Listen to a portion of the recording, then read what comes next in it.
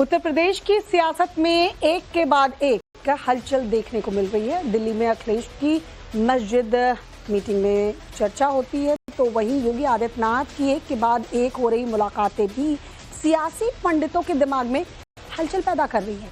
योगी दिल्ली आते हैं, पीएम से मुलाकात करते हैं, शाह से मिलते हैं, नड्डा से मिलते हैं और उसके तुरंत बाद यूपी के पूर्वांचल में दबदबा रखने वाले 6 बार के सांसद बृजभूषण शरण सिंह से योगी आदित्यनाथ की मुलाकात होती है।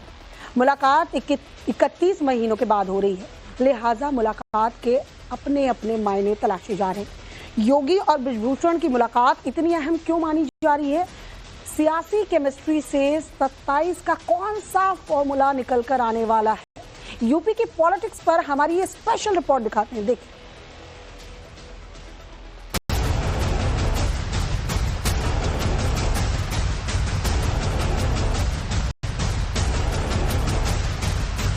और उसी समय से ही मुख्यमंत्री जी से मेरी बातचीत बंद हो और 31 महीने मैं मुख्यमंत्री जी से ना मिला और ना मिलने का प्रयास किया।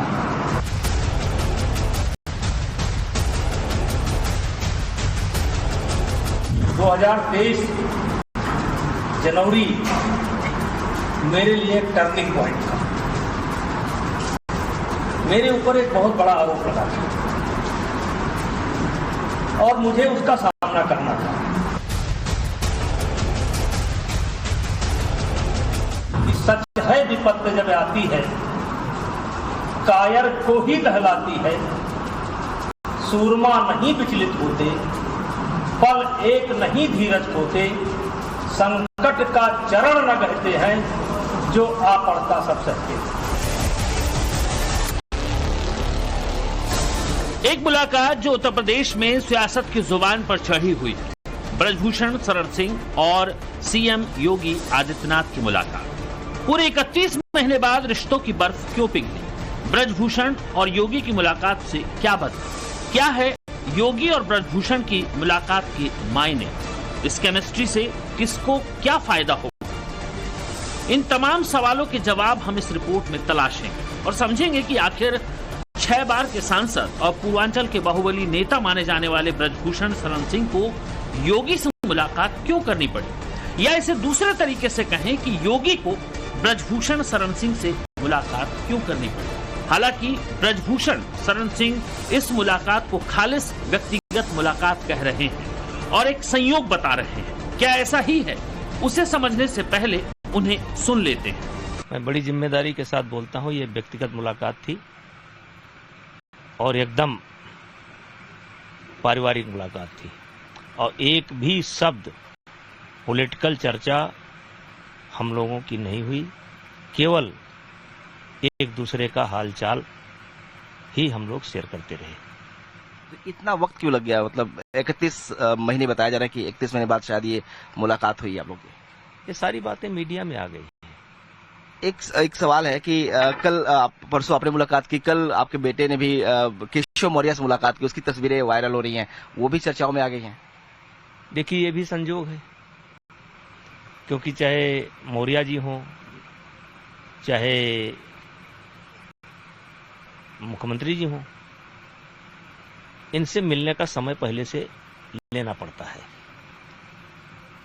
और प्रतीक का समय पहले से इनसे मिलने का था जी।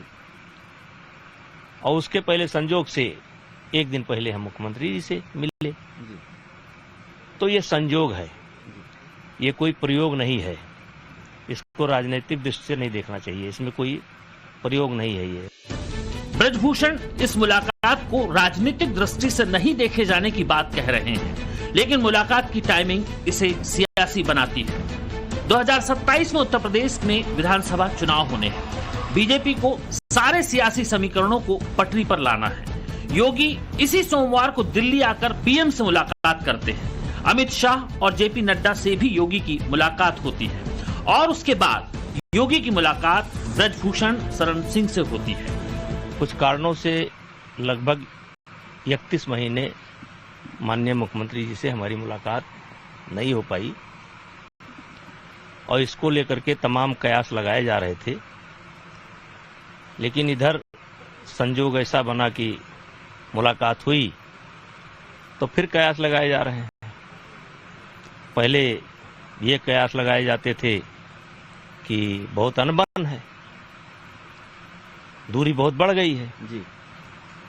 अब जब दूरी कम हो गई, मुलाकात हो गई, तो फिर कुछ कयास लगाए जा रहे हैं। लेकिन ये व्यक्तिगत एक मुलाकात थी, कोई पॉलिटिकल मुलाकात नहीं थी। योगी जी हमारे मुख्यमंत्री हैं, हमारे बेटे सांसद हैं, हमारे बेटे विधायक हैं और एक ही पार्टी में हैं, तो इसका कुछ बहुत मायने नहीं निकलना चाहिए। 31 महीनों से योगी और ब्रजभूषण शरण सिंह के बीच मुलाकात नहीं हुई और ना ही कोई बात हुई। 2019 के बाद से योगी और ब्रजभूषण किसी सार्वजनिक मंच पर एक साथ नहीं देखे गए। उल्टे ब्रजभूषण को योगी की नीतियों की आलोचना करते हुए और अखिलेश यादव की तारीफ करते हुए भी सुना गया। मेरे लिए टर्निंग पॉइंट था। मेरे ऊपर एक बहुत बड़ा आरोप लगा था और मुझे उसका सामना करना था। और मैंने दिनकर जी की एक कविता कभी पढ़ी थी, पढ़ता रहता हूं कि सच है विपत्ति जब आती है, कायर को ही दहलाती है, सूरमा नहीं विचलित होते, पल एक नहीं धीरज होते, संकट का चरण न कहते हैं, जो आ पड़ता सब सहते। उसी दिन मैंने ये निश्चय कर लिया था, ये लड़ाई मेरी है और इस लड़ाई को स्वयं मुझे लड़ना है। जनवरी महीने में ही कुछ ऐसी घटना घटती है कि मुख्यमंत्री जी का कार्यक्रम लगा हुआ था और अपरिहार्य कारणों से उनका कार्यक्रम निरस्त हो गया। उसी समय मेरी एक अधिकारी से बात होती है और मैंने कहा था कि जब तक मुख्यमंत्री जी मुझे स्वयं नहीं बुलाएंगे तब तक मैं नहीं आऊंगा। ब्रजभूषण के दिलो दिमाग में कितनी तलखी थी, इसका अंदाजा लगाया जा सकता है। फिर ब्रजभूषण को मुख्यमंत्री से क्यों मिलना पड़ा? हमने सीधा सवाल कर ये जवाब भी तलाशने की कोशिश की, तो जवाब क्या मिला ये सुनिए। क्या उत्तर प्रदेश मंत्रिमंडल में भी आने की बात हो रही है, चर्चा? नहीं, गलत। जो लोग भी ये बात कर रहे हैं, समझो वो गलत कर रहे हैं, बिल्कुल गलत कर रहे हैं, बिल्कुल गलत कर रहे हैं। आपकी कोई ऐसी कोई इच्छा नहीं, कोई इच्छा नहीं। उत्तर प्रदेश में अभी जो चल रहा है, जिस तरह के हालात है, सियासी हालात बेहतर है आपको लग रहा है? हमको तो बेहतर ही दिखाई पड़ रहा है। सीएम योगी बेहतर सीएम लग रहा है आपको? ये सब बेहतर है, अच्छा काम चल रहा है, बेहतर है तभी तो है। उनको लेके बहुत सारे लोग सवाल उठाते रहते हैं। अरे बिना मतलब उठाते रहते। दरअसल योगी और ब्रजभूषण शरण सिंह की मुलाकात को समझने से पहले हमें यह समझना होगा कि ब्रजभूषण शरण सिंह की ताकत क्या है। उत्तर प्रदेश की सियासत में ब्रजभूषण शरण सिंह की हैसियत क्या है? ब्रजभूषण शरण सिंह पूर्वांचल की राजनीति में एक बड़ा नाम है। ठाकुर बाहुबली नेता के तौर पर जमीनी पकड़ रखते हैं वो। गोंडा ही नहीं, देवीपाटन मंडल में आज भी ब्रजभूषण सिंह का प्रभाव है। दबदबा उनका ब्रजभूषण का एक इलाके में, और अच्छा दबदबा माना जाता है, जहां से लगातार वो चुनाव जीते हैं। और अब बेटा उनका मेंबर ऑफ पार्लियामेंट है, दूसरा बेटा उनका विधायक है। कुछ लोग कहते हैं कि शायद बेटे को मंत्री बनवाने की भी उनकी इच्छा है, लेकिन उन्होंने अपनी तरफ से ऐसा कुछ नहीं कहा। उन्होंने कहा कि भाई हमने गिले शिकवे अपने साझा किए हैं। लेकिन फिर भी ये मुलाकात उत्तर प्रदेश की राजनीति में, खासतौर पर भाजपा की राजनीति में बहुत महत्वपूर्ण मानी जा रही है। आजादी के बाद से ही ठाकुर समुदाय कांग्रेस का परंपरागत वोटर माना जाता रहा है।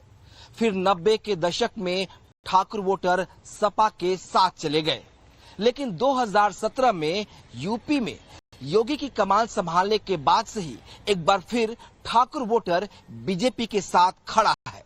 यूपी की सियासत में ठाकुर समुदाय मात्र 6% के करीब है, लेकिन इस समुदाय की सियासी ताकत उससे कहीं ज्यादा है। सूबे के सियासी खेल को बनाने और बिगाड़ने की ताकत ठाकुर वोटर रखते हैं। साल 2024 के लोकसभा चुनाव में ठाकुर पंचायतों ने बीजेपी को बड़ा झटका दिया था। संसद के मॉनसून सत्र में लगातार चौथे दिन हंगामे के आसार। बिहार वोटर वेरिफिकेशन के मुद्दे पर